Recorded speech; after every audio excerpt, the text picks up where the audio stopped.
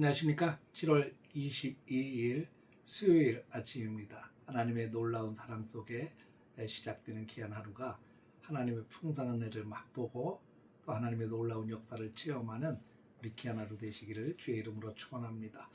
오늘은 사도행전 12장 1절에서 10절까지의 말씀을 통해서 기도의 힘, 하나님의 시간이라고 하는 주제로 함께 말씀을 묵상하겠습니다. 먼저 성경을 보겠습니다.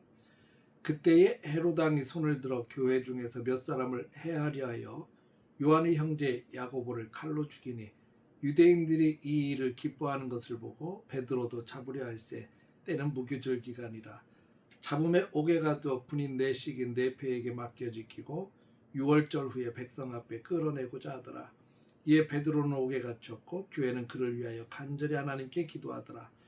헤롯이 잡아내려고 하는 그 전날 밤에 베드로가 두 군인 틈에서 두 사슬에 매여 누워 자는데 파수꾼들이 문 밖에서 옥을 지키더니 호련히 주의 사자가 나타나며 옥중에 광채가 빛나며 또 베드로의 옆구리를 쳐 깨워 이르되 급히 일어나라 하니 쇠사슬이 그 손에서 벗어지더라. 천사가 이르되 띠를 띠고 신을 신으라 하거늘 베드로가 그대로 하니 천사가 또 이르되 겉옷을 입고 따라오라 한데 베드로가 나와서 따라갈새 천사가 하는 것이 생시인 줄 알지 못하고 환상을 보는가 하니라. 이에 첫째와 둘째 파수를 지나 시내로 통한 쇠문에 이르니 문이 저절로 열리는지라. 나와서 한 거리를 지나며 천사가 곧 떠나더라.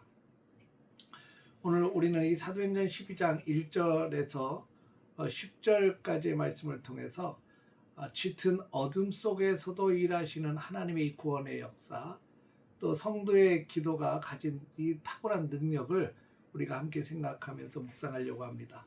오늘 본문의 배경은 예루살렘 교회의 몰아친 피바람의 모습을 보고 있습니다. 당시 다스리고 있는 왕이 헤롯 아그리파 1세 왕인데 이 왕이 유대인들의 환심을 사기 위해서 교회를 손을 보기 시작합니다.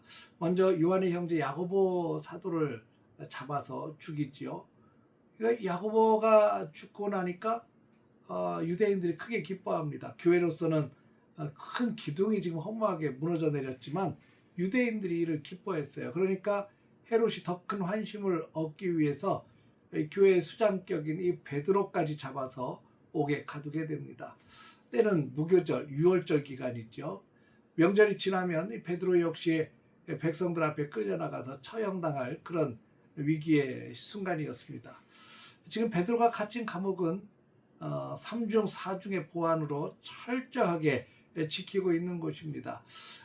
군인 내식이 16명이죠. 조를 짜서 굳게 지켰고 베드로는 두 군인 틈 사이에서 두 쇠사슬에 묶여서 자고 있었습니다.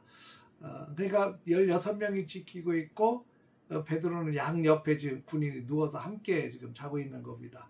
문 앞에는 파수꾼들이 굳게 지키고 있고 아무리 인간적인 생각으로 방법을 따져봐도 절대로 탈출이 불가능한 그러한 상태였습니다. 이런 숨막히는 위기 속에서 성경은 세상의 권력과 교회의 반응을 대조해서 보여주고 있습니다. 5절 말씀을 보면 이에 베드로는 옥에 갇혔고 교회는 그를 위하여 간절히 하나님께 기도하더라.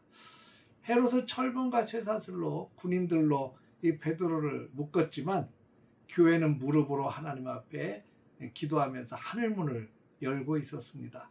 야고보를 허무하게 잃었던 교회가 이제는 더 이상 물러설 곳이 없습니다. 그들이 할 수 있는 유일한 일은 세상이 가장 두려워하는 간절한 기도였습니다.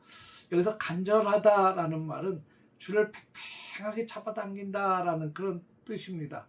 예수님께서 겟세마네 동산에서 땀방울이 핏방울이 되기까지 기도하실 때 쓰던 단어가 바로 이런 간절함인데 마음의 모든 에너지를 다해서 사력을 다해서 하나님 앞에 부르짖었다는 뜻입니다. 여러분, 인간의 방법이 다 막혔을 때 우리가 가장 할 수 있는 일은 하나님 앞에 기도의 줄을 팽팽하게 당기는 겁니다. 지금 베드로가 옥에 갇혔을 때 교회가 모여서 그렇게 기도한 것처럼 예수님께서 겟세마네 동산에서 그렇게 기도한 것처럼 그렇게 기도의 줄을 팽팽하게 당기는 것이 가장 지혜롭고 믿음의 모습입니다. 처형을 바로 앞둔 그날 밤에 베드로는 무엇을 하고 있었을까요? 놀랍게도 그는 두 군인 사이에서 깊은 잠에 빠져 있었습니다. 천사가 와서 옆구리를 쳐서 깨워야 할 정도로 깊은 잠에 들어갔습니다. 내일이면 목이 잘릴지도 모르는 그런 상황에서 어떻게 이렇게 깊이 잠이 들 수가 있을까요? 베드로는 과거 부활하신 예수님께서 하신 말씀에 요한복음 21장 18절에 네가 늙어서는 내 팔을 벌리리니 라고 말씀하셨는데, 그것을 기억하면서 자신의 생명이 헤롯의 손이 아닌 하나님의 손에 달려있음을 온전히 신뢰했기 때문이 아닌가 싶습니다. 이 교회의 간절한 기도가 그를 영적 평안함으로 이끌어주고 있었다고 믿습니다. 베드로가 깊이 잠든 그 밤에 하나님의 시간이 임합니다. 7절에 호련히 주의 사자가 나타나 감옥 내 광채가 빛나기 시작합니다. 천사가 베드로의 옆구리를 쿡쿡 깨우면서 급히 일어나라 하니 그를 결박하고 있던 쇠사슬이 그 손에서 스르륵 벗겨졌다 그랬습니다. 이후의 과정은 마치 환상과 같았습니다. 천사가 띠를 띠고 신을 신으라 하니 베드로가 그대로 따라갑니다. 겉옷을 입고 따라오라 하니 몸은 움직이면서도 이게 생시인지 환상인지 분간하지 못했다 그랬습니다. 첫째와 둘째 파수를 지나 마침내 성문을 통하는 마지막 관문인 무거운 철문 앞에 이르렀더니 보니까 10절에 그 철문이 스르르 열렸다, 저절로 열렸다 그렇게 기록합니다.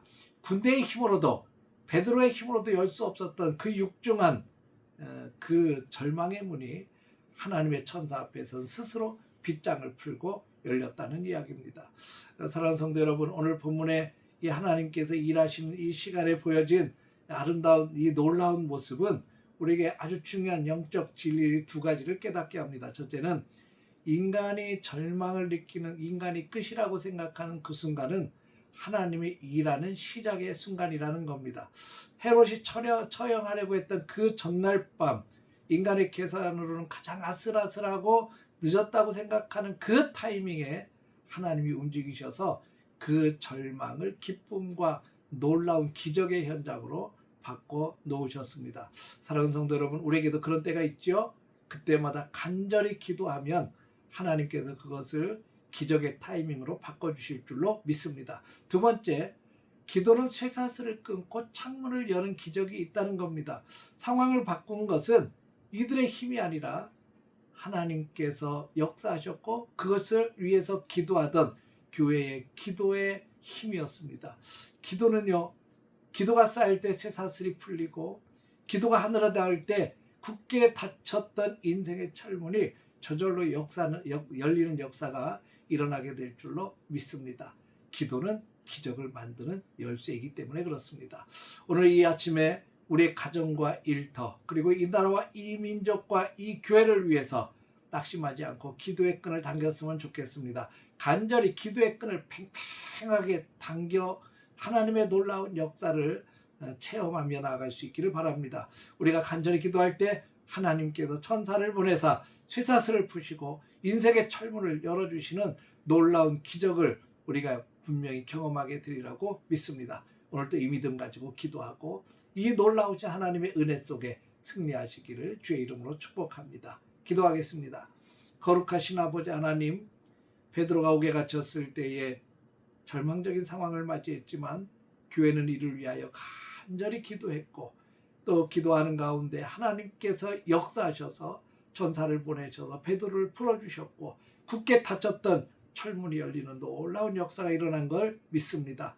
아버지 하나님, 우리가 믿음으로 그 주님을 바라보게 하시고 오늘 또 우리에게 묶여진 문제가 있다면 기도의 줄을 당겨서 하나님 앞에 믿음으로 기도할 수 있도록 도와주옵소서. 예수님의 이름으로 기도했습니다. 아멘.